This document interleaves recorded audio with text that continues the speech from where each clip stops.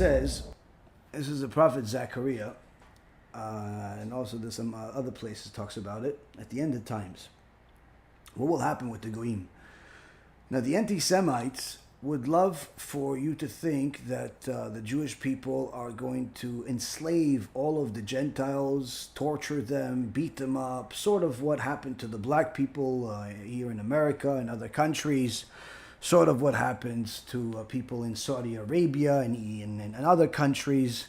But that obviously has no foundation, no remote similarity to what the Torah says. So what does the Torah say?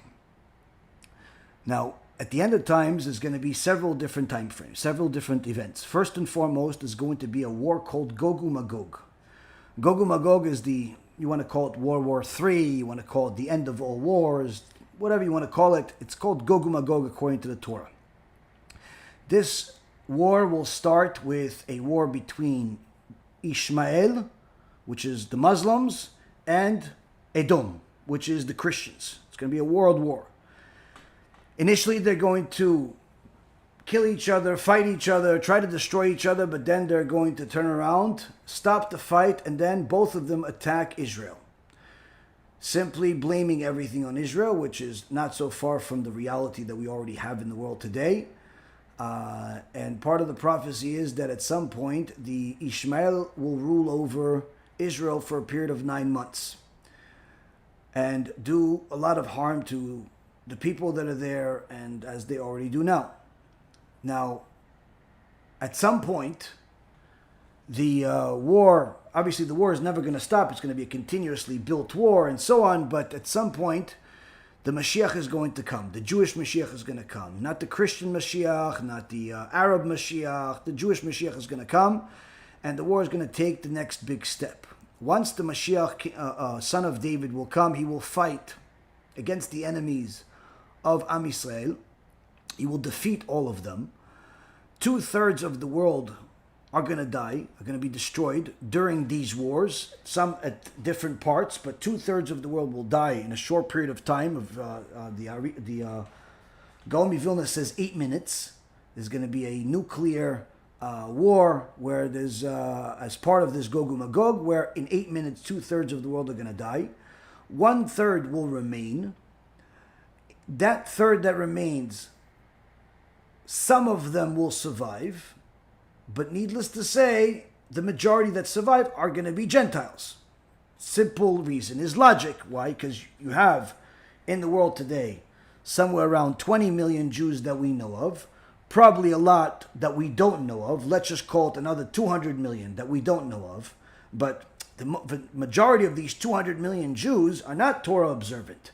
If a Jew is not Torah observant, they're not going to survive this Gog Magog. The only people that are going to survive are Jews that are righteous Jews, that are Torah observant. They're observing Shabbat, they're observing family purity, they're observing the Torah.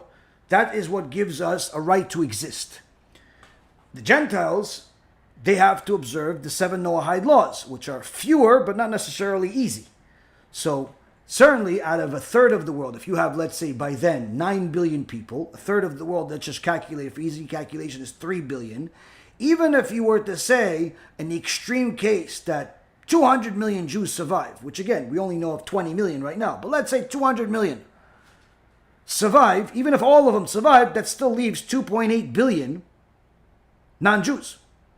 So now, the anti-Semites would like people to think that, oh yeah, the Torah says that the Gentiles are going to grab the Jewish tzitzit, and they're all going to become their servants and slaves and so on. You know, what the sages teach us, and the Torah teaches us, is that at that point, once the Mashiach comes, once it is clear to everyone that the only divine document that has ever existed and exists today is the Torah and nothing else. Not the Quran, not the New Testament, not the Buddhist teachings, not the spiritual teaching, nothing else. The only divine document, the only truthful document that has always existed is the Torah. Now, that means that everyone is going to accept or reject it.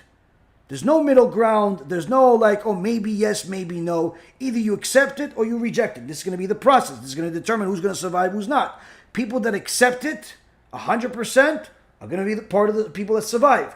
People that reject it, fight against it, are going to be part of the 2/3 of the world that die. So now, at that moment, anyone that has survived, that means that they are a righteous person, whether a righteous Jew or a righteous Gentile. But that doesn't mean that they're going to be all knowledgeable. They're not going to know everything yet.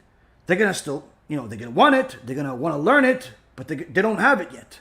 So out of each nation, let's say there's 70 nations, and the Torah tells us, the prophets say, that 10 people out of every one of the 70 nations will grab a corner of one of the tzitzit, meaning that every Jew that wears at least one of these tzitziot that has 4 corners will have 700 people around each corner, total of 2,800 Gentiles around him, asking him, teach us Torah, because our fathers lied to us. This is a verse that's in the Torah. It's a verse that's in the prophets. Teach us Torah because our fathers lied to us. We don't have all the information. They were righteous enough to survive, but not knowledgeable enough. So every Jew will have 2,800 students, if you will, Gentiles, that want to learn Torah from him. Now, of course, they want him to continue learning. They want him to continue doing what he's doing in order to continue teaching them. In return for him teaching him, they're going to do everything else that's necessary. Whether that is run the bakery or run the building or, do all the things that are practically necessary for things to function, just like they already do now. You already work at a certain job because that job is necessary for the world, whether it's a police department or a fire department or a bakery or a hospital or, a nursery or whatever it is. Things that are, in essence, necessary for the world. So these people that want to learn Torah, they can't just decide to abandon everything and just learn Torah all day and all night. The world still has to function. As the Rambam says, the world will still function to a certain extent, no different than what it is now. So who's going to be the ones that going to do it? It's going to be the Gentiles that do it. Why? Because in return for their teacher having the time to learn what he needs to learn in order to teach them what they want to learn, in essence, their form of payment of doing it is going to be them functioning the world, running the world. So this is not slavery. This is by choice. They want to do this. No different than how a student wants to serve his master. How a general wants to serve the one that's bigger than him. How a person that's a vice president wants to do everything possible to help the president. Why? Because it's for the betterment of the organization. It's for the betterment of himself. So it's not slavery where there's whipping and killing and torturing or anything like that. There's no such thing. Even at the time that there was slavery, where it was under Jewish rule, during the times of the Torah, during the times of King David, King Solomon, where you literally had dominance by the Jewish people, at least at those times, the slavery that's in the Torah is not like slavery that's in the world of the Gentiles and the world of secularism. Where they beat up people and torture them and destroy them and rape them and all that stuff. That's not slavery according to the Torah. I have a whole lecture about slavery that we did about a month ago or so, talking about how literally when the Torah says that when a Jew acquires for himself a slave, they're acquiring for themselves a boss, because they have to give priority to this slave, meaning that unlike the people that enslaved the black people, that tortured them and raped them and did everything horrible to them possible, the Jew has a priority of treating the slave in a good way, but in such a fashion that the good for the slave takes priority over his own good. So meaning, if there's one bed, the slave gets it. If there's one pillow, the slave gets it. If there's one piece of meat, the slave gets it. Not the boss. So obviously this is a world of difference between the Torah slavery and the Gentile slavery. But needless to say, it's important for a person to know that, yes, the Jewish people are the chosen ones, 100%. There's no question about it. There is no such thing as, oh, we're going to be equal. No, there is no equality. There is a chosen people that God decided, and then there's everybody else. But that does not mean that everybody else is garbage or bad or anything like that. It means everyone has a role. Everyone has a role in the world. The Gentiles have a role in the world. The Jews have a role in the world. Both of us have a common role, which is to serve God and to be righteous and to follow the law of the Torah according to what our specifications are. But that does not necessarily mean that one is good and the other one is bad, like people want you to think. This is unfortunately one of the tricks of the Satan, that he wants you to think that if there's no equality, that means that one side is good and the other one is bad or mistreated or is It's all nonsense. Everyone has a role in the world. Equality is not good. Equality is communism. When women got the idea that there should be equality between men and women, that's when society took the next stage in deteriorating as a society. Why? There should never be equality between men and women. Never. Why? Because you have two different roles in society. The men are supposed to produce one thing, the women are supposed to do something else. If you give equality, that means you're going to tell men, you have to go bring a baby. Yeah, but I can't do it without the wife. Yeah, but she doesn't want it. She wants to work. She wants to be a CEO of some company. It's great she wants to be a CEO of some company, but I need her to also bring babies to the world, or else we're not going to be able to populate, or else we're not going to have kids, or else we're not going to have certain joy in life that's necessary for that. Oh, she'll do both. Sure, you can do both, but the reality is there's always some type of lackings. If the wife is a career woman, there's going to be certain lackings in parenting. There's going to be certain lackings in the marriage itself. This doesn't mean that a woman should never work, but if work becomes the priority for her and the husband becomes the babysitter, there's gonna be a shortage in the places that are necessary. So you have to take all of those things into account. Now, of course, there are going to be, great scholars that lived exactly this way, where the husband was the one that was a Torah scholar, he learned all day, and the wife was the one that worked. And there's no problem in a woman working. Many times this is the most functional way. It's not a question of whether she works or not. The question is, what does she prioritize?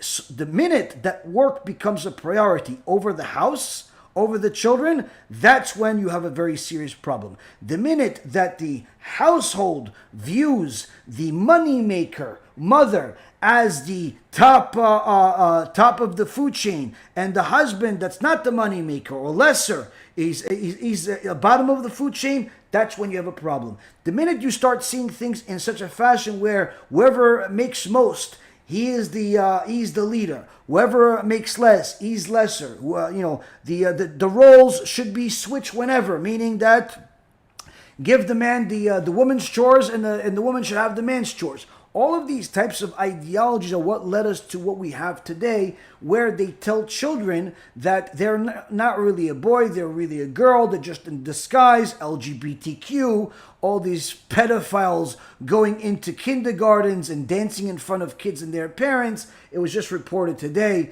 that some guy was giving hormones to his son to the point where that son is now a girl. And, this is unhealthy to say the least. And it's really no different than the torture that the Nazis did on the Jewish people, where they did medical experiments on them. So this is really no different. Where does this all start from? It starts from listening to foolishness, acting on that foolishness, and thinking that that foolishness is the right choice. Why? Because the times have changed. The times may have changed, but people have not. Wickedness has always been among us. Distorted mindsets have always been around us. Homosexuality, LGBTQ is not a new thing. There's nothing new about it. There are sages that write about it from 900 years ago, of how there was LGBTQ back then. Nothing is new. There's nothing new under the sun, just like King Solomon says. What's new is that people think that it's new, and the fact that people think that there is a better way. That if we have equality, then we have a better society. And there's simply nothing more wrong than that. There's nothing further from the truth than that. So a person needs to know that, yes, the Jews have a role in the world. They're the chosen people. They're the ones that are obligated to follow the entire Torah. They're the ones that are obligated to follow the mitzvot and so on.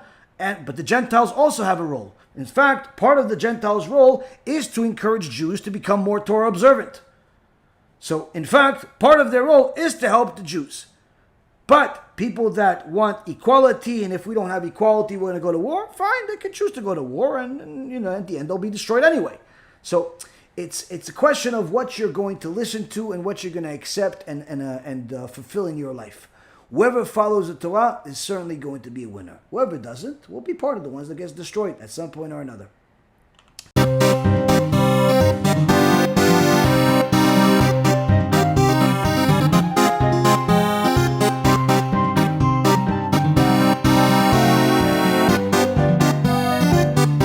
Let me know what you think, and make sure to share it, because other people need to learn too.